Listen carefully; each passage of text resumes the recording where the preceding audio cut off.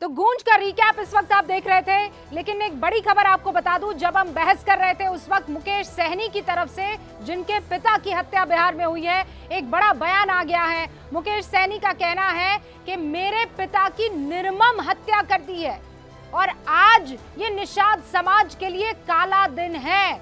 मुकेश सहनी ने अब से कुछ देर पहले मीडिया कर्मियों से ये बात की है और मुकेश सहनी की तरफ से कहा गया है कि हत्या करने वाले ने निर्मम हत्या की है मेरे पिता की और आज ये काला दिन है निषाद समाज के लिए। सारे खास मेहमान हमारे साथ बने हुए हैं, उनसे इस मसले पर चर्चा चली रही है। धीरेन्द्र कुमार जी, ये बिहार में क्या हो रहा है? सुशासन पर आज सवाल उठ रहे हैं, क्योंकि आपने सुना शक्ति यादव कह रहे पॉश इलाका, वीआईपी लोग, बड़े बड़े चेहरे, वो भी सुरक्षित नहीं है, तो आम आदमी को तो भूल जाइए ना फिर।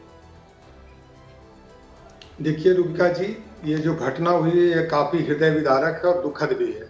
सारे हमारे प्रवक्ता एनडीए के बैठे हुए हैं, सारे नेता, हमारे नेता चिराग पासवान जी हो, आदरणीय केंद्रीय गृह मंत्री जी हो या मुख्यमंत्री जी हो, लगातार संपर्क में बने हुए हैं और यह घटना घटी है, यह दुखद है। लेकिन जिस तरह से वहां के रेंज डीआईजी, वहां के पुलिस कप्तान ने कहा है और दावा किया है कि मैं 6 घंटे में उसको उद्भेदन कर दूंगा, तो थोड़ा हम लोग को इंतजार करना चाहिए।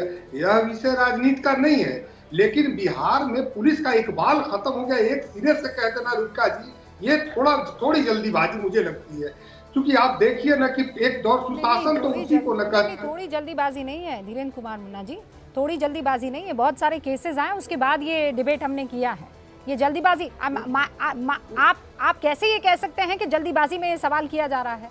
एक के बाद एक केसेस आए, एनसीआरबी के आंकड़े उठाकर आपके सामने रखें, तब जाकर मैं बोल रही हूँ, बगैर होमवर्क के नहीं बोलती हूँ। पप्पू यादव जी इस वक्त हमारे साथ जुड़ चुके हैं। सर, एक बार उनसे बात कर लूँ, उसके बाद मैं आपसे चर्चा जारी रखूंगी। सांसद है पप्पू यादव जी, बहुत बहुत स्वागत है आपका।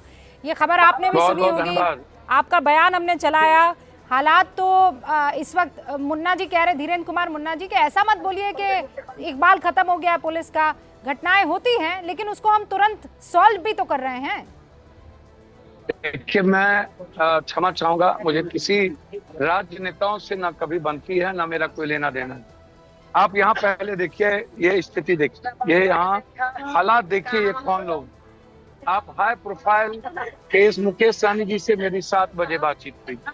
मैं आज एडीजी से मिला, मैं चीफ सेक्रेटरी से मिला। ये दोनों बच्चे को मार दिया गया, 10 साल और 12 साल, इकलौता बच्चा था, घर में कोई नहीं बचा, 3 भाई पर एक बेटा था, कल मार दिया गया। उसके साथ यौन शोषण हुआ, उसके दोनों हाथ पैर बांधे थे, उसके आंख फोड़ दिए गए, उसके माथे फोड़ दिए गए। आप पूरे हालात को आप देखेंगे। मैं इन 2 बच्चों की बात कर रहा हूँ। अभी लगातार 1 सप्ताह के अंदर पटना में, दानापुर और पटना में 1 दर्जन, आधा दर्जन से ज्यादा हत्या हो गई। मुजफ्फरपुर में 200 से ज्यादा बच्ची का यौन शोषण हुआ नौकरी के नाम पर। लगातार गैंग काम कर रही है और लड़कियों के साथ शारीरिक शोषण करता है। पूरे बिहार के हालात देखिए आप लोगों ने, मैं दिल से कह रहा हूँ कि आपकी संवेदना है।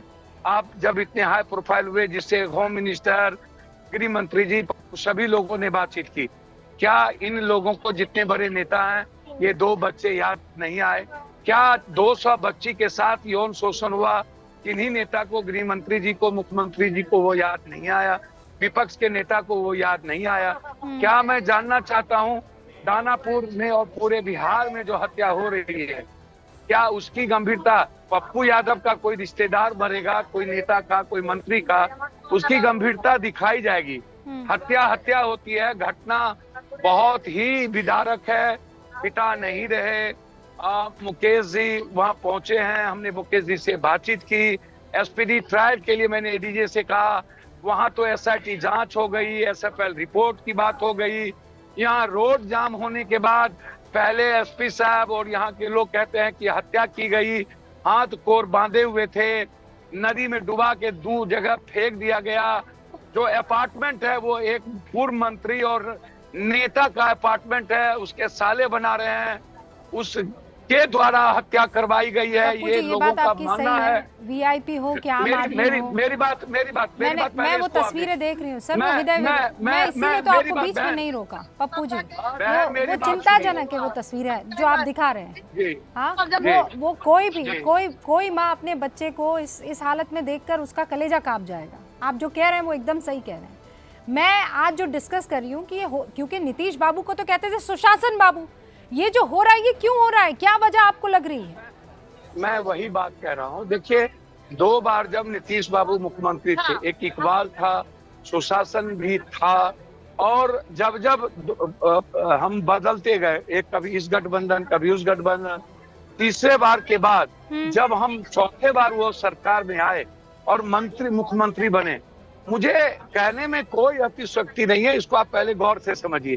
पहला कि मुख्यमंत्री जी निश्चित रूप से कोई और सरकार चला रहा है, इसमें मुख्यमंत्री की भागीदारी बहुत कम है। सरकार इस बिहार के बड़े पदाधिकारी और 1-2 छुटभइये नेता। दूसरी चीज, आप पहले इसको देखिए, जब आप कोई जिला जाएंगे, शहर जाएंगे, आज बिहार में सबसे ज्यादा परिस्थितियां क्या है? कोरेक्स हर घर में जा चुका है, शराब हर घर में जा चुका है, जमीन की दलाली हर नेता, थानेदार और माफिया मिलके करता है। 3, चौथा जो सबसे इंपॉर्टेंट है वो है बालू या और चीज। ये जब नेता आरडब्ल्यूडी, पीडब्ल्यूडी सब ठेका एमपी, एमएलए, मंत्री, विधायक करेंगे, सबके बाप दादा नाना के नाम से रजिस्ट्रेशन होगा, और जिले में शहर में एमपी भी होंगे, मंत्री भी होंगे, और वही लोग सारा ठेका पट्टा चलाएंगे माफियाओं से मिलकर, और थाना वाला ड्रग्स और शराब बेचवाएंगे, और जमीन कब्जा करके माफिया नेता के घर में बंटवारा होगा। तो अपराध कहां से रुकेगा? ये नेक्सस जब तक नहीं टूटेगा। 2 बार पहले जब नीतीश कुमार जी का इकबाल था तो ये नेक्सस कम था।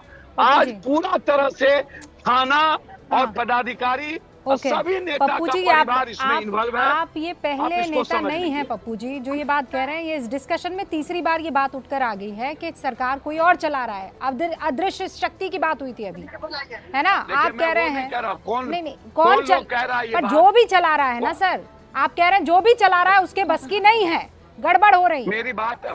मेरी बात समझिए, जो लोग ये बात कर रहे हैं विपक्ष, आप विपक्ष से पूछिए क्या उन लोगों के नेता जिनको वो लोग टिकट देते हैं और उन लोगों का क्या स्थिति है, और क्या उन लोगों के नेता शहर में, जिले में, जमीन में, बालू में, शराब में इन्वॉल्व नहीं है?